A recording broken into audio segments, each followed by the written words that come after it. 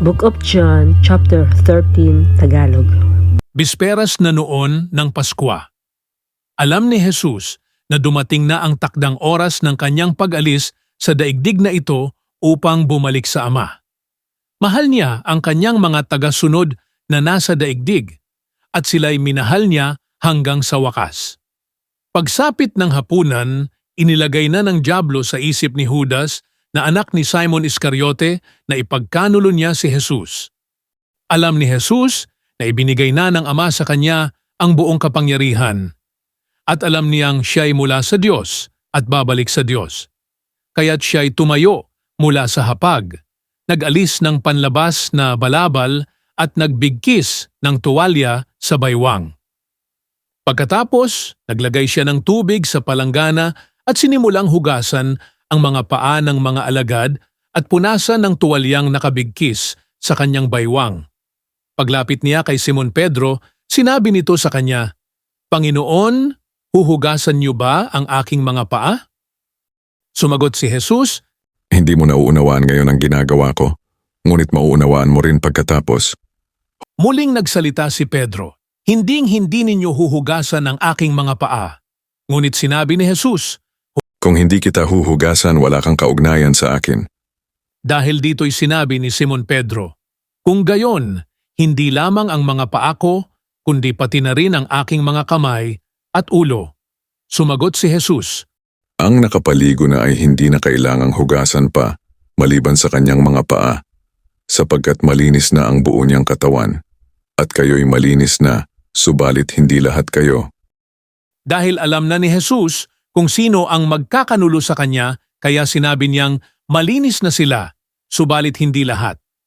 Nang mahugasan na ni Jesus ang kanilang mga paa, muli niyang isinuot ang kanyang balabal at nagbalik sa kinaupuan niya. Sinabi niya sa kanila, Nauunawaan ba ninyo kung ano ang ginawa ko sa inyo? Tinatawag ninyo akong guro at Panginoon at tama kayo sapagkat ganoon nga ako. Kung ako ngang Panginoon at guro ninyo ay naghugas ng inyong mga paa, dapat din ninyong hugasan ang mga paa ng isa't isa. Binigyan ko kayo ng halimbawa upang inyong tularan.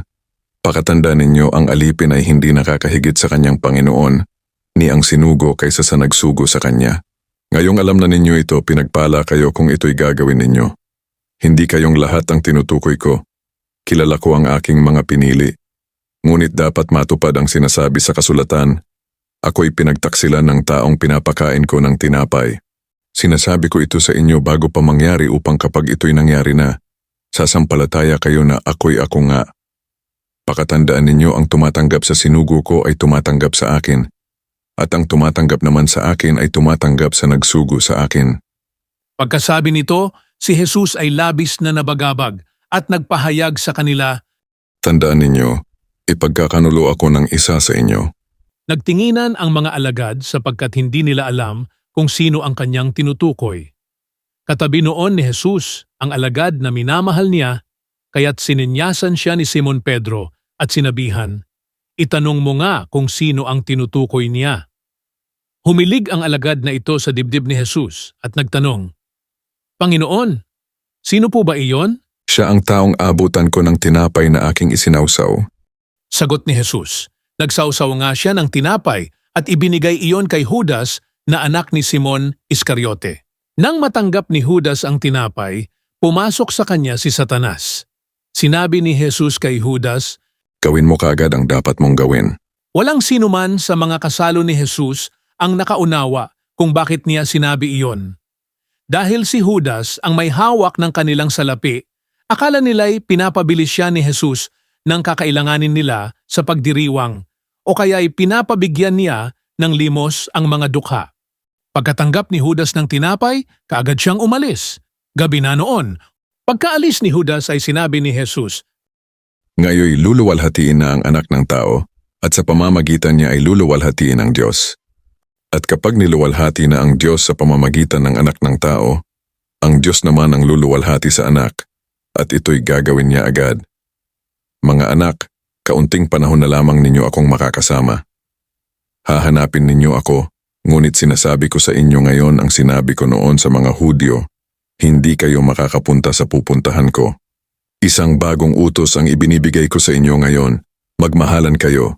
Kung paano ko kayo minahal, gayon din naman, magmahalan kayo.